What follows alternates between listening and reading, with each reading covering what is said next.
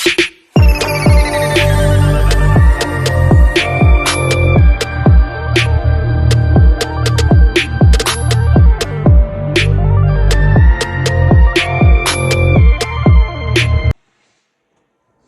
guys, this is Levis from the A&O show. I'm reviewing today Monarch episode 9, the second to last episode.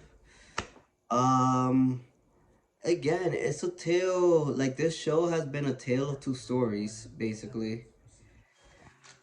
This one not bad.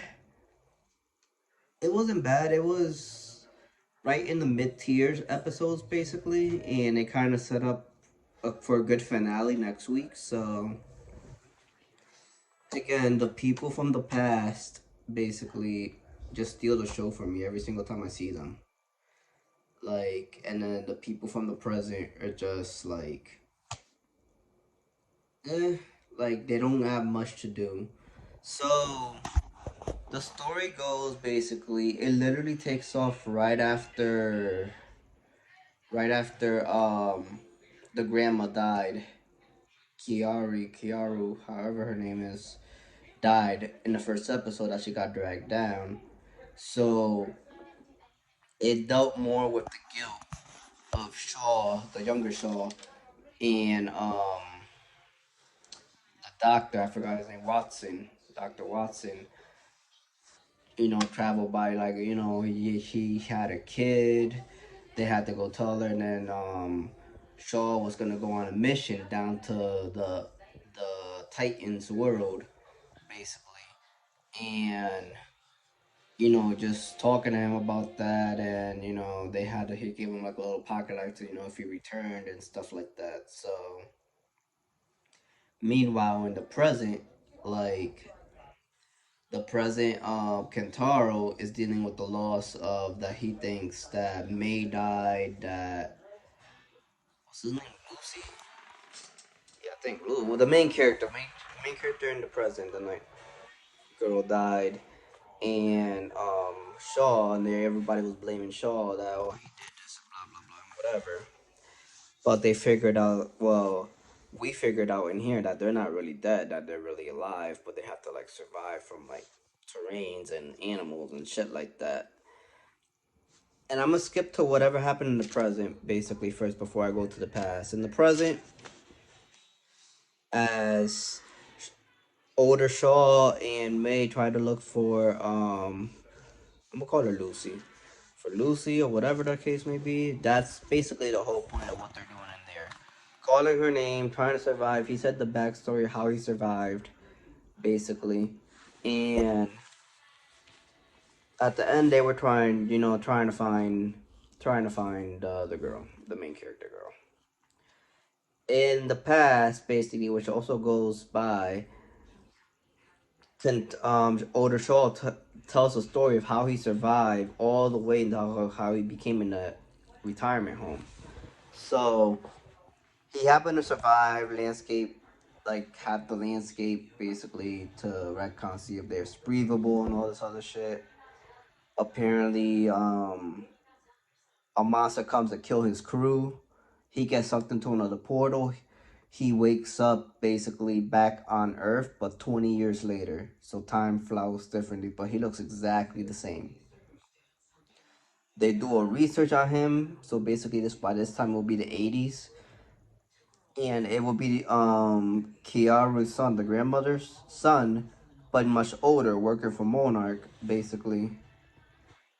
And they say that the doctor died, so he was looking the same, but he didn't trust him, and that he's the one who put him in the retirement home, pretty much.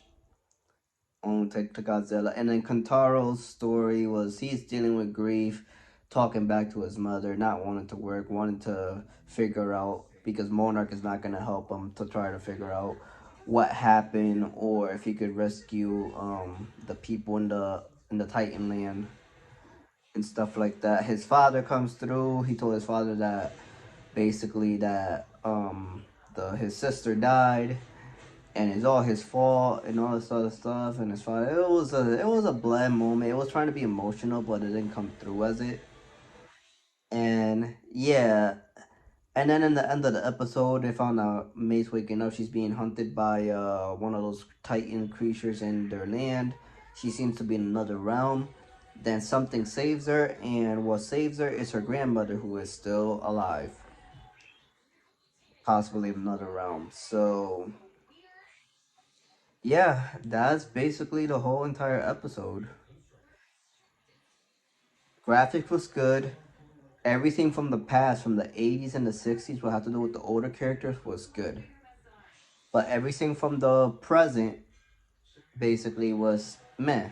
Like I said, it's a tale of two stories, basically. Like, there wasn't much dialogue to give the people in the present because I don't even know what they're saying.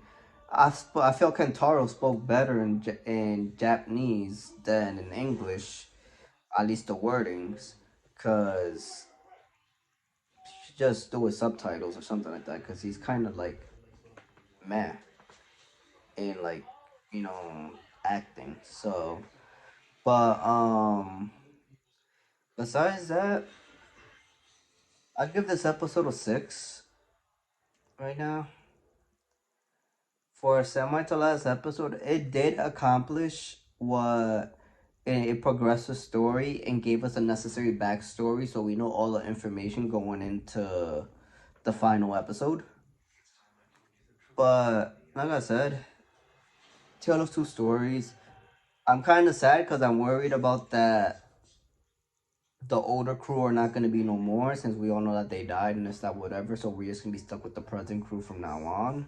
I don't know how I'm going to feel about that, but hey, I'm going to keep it one more episode left and hopefully they kill it, you know. And it leads up because supposedly this is going to lead up to the new Godzilla X Kong movie, A New Empire. So that's coming out, I think, later this year. So we'll see how this goes and what this ends up being. Cause so far, like I said, the series so far has been good, not great, good. It started out great. It's just been good.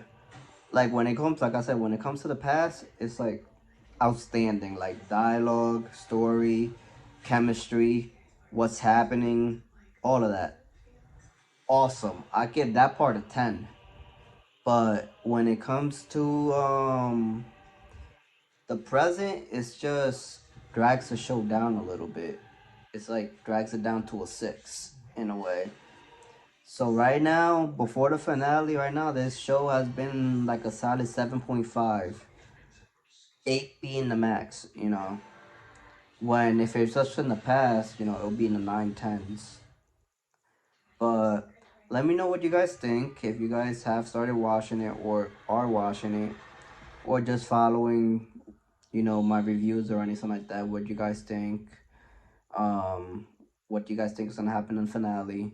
Whether it's gonna go or not? Like, and any comments you have below or questions, just ask. All right, I'll see you guys next week. Bye bye.